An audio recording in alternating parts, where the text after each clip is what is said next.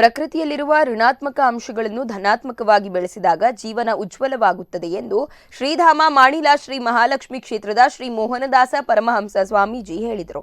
ಶ್ರೀಧಾಮ ಮಾಣಿಲ ಶ್ರೀ ಮಹಾಲಕ್ಷ್ಮಿ ಕ್ಷೇತ್ರದಲ್ಲಿ ಶ್ರೀ ವರಮಹಾಲಕ್ಷ್ಮಿ ವ್ರತಾಚರಣೆಯ ಪ್ರಯುಕ್ತ 48 ದಿನಗಳವರೆಗೆ ನಡೆಯಲಿರುವ ಸಾಮೂಹಿಕ ಶ್ರೀ ಲಕ್ಷ್ಮೀ ಪೂಜೆಯ 36ನೇ ದಿನದ ಬಾಲಭೋಜನ ಕಾರ್ಯಕ್ರಮದಲ್ಲಿ ಆಶೀರ್ವಚನ ನೀಡಿದ ಅವರು, ಋತು ಸಂಬಂಧಿತ ಆಹಾರ ಪದ್ಧತಿಯೊಂದಿಗೆ ಆರೋಗ್ಯವನ್ನ ವೃದ್ಧಿಸಬೇಕು. ಸ್ವಂತ ಸ್ವಾಮೀಜಿಗಳಿಗೆ ದ್ವೇಷವಿಲ್ಲ.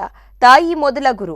ತಂದೆ ತಾಯಿಯರಿಗೆ ಪ್ರೀತಿ ನೀಡಿದಾಗ ವ್ಯಕ್ತಿತ್ವದೊಂದಿಗೆ ಬೆಳೆಯಬಹುದು. ನಾವು ಇದೀಗ ಸಂದಿಗ್ಧ ಪರಿಸ್ಥಿತಿಯಲ್ಲಿದ್ದೇವೆ. ನಮ್ಮ ಭಾವನೆಯನ್ನು ಶುದ್ಧ ಮಾಡುವ ಕೆಲಸವಾಗಬೇಕು ಎಂದರು. ಈ ಸಂದರ್ಭ ಕ್ಷೇತ್ರದ ಟ್ರಸ್ಟಿ ಮಂಜು ವಿಟ್ಲ, ಪತ್ರಕರ್ತರಾದ ಕಿಶೋರ್ ಪೆರಾಜೆ ಸೇರಿದಂತೆ ಮತ್ತಿತರರು ಉಪಸ್ಥಿತರಿದ್ದರು.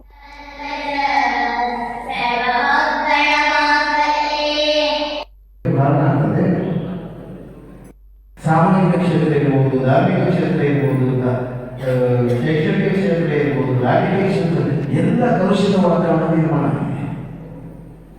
ಇಡೀ ವಾತಾವರಣ ಕಲುಷಿತವಾಗಿರ್ತಕ್ಕಂಥ ಈ ವಾತಾವರಣ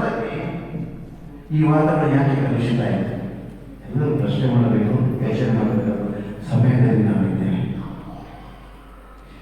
ನಮ್ಮ ಕೆಟ್ಟ ಭಾವನೆಗಳು, ನಮ್ಮ ಕೆಟ್ಟ ಮನಸ್ಸುಗಳು, ನಮ್ಮ ಕೆಟ್ಟ ಆಚಾರಗಳು, ನಮ್ಮ ಕೆಟ್ಟ ವಿಚಾರಗಳು, ಇವು ಈ ನಿಸರ್ಗದ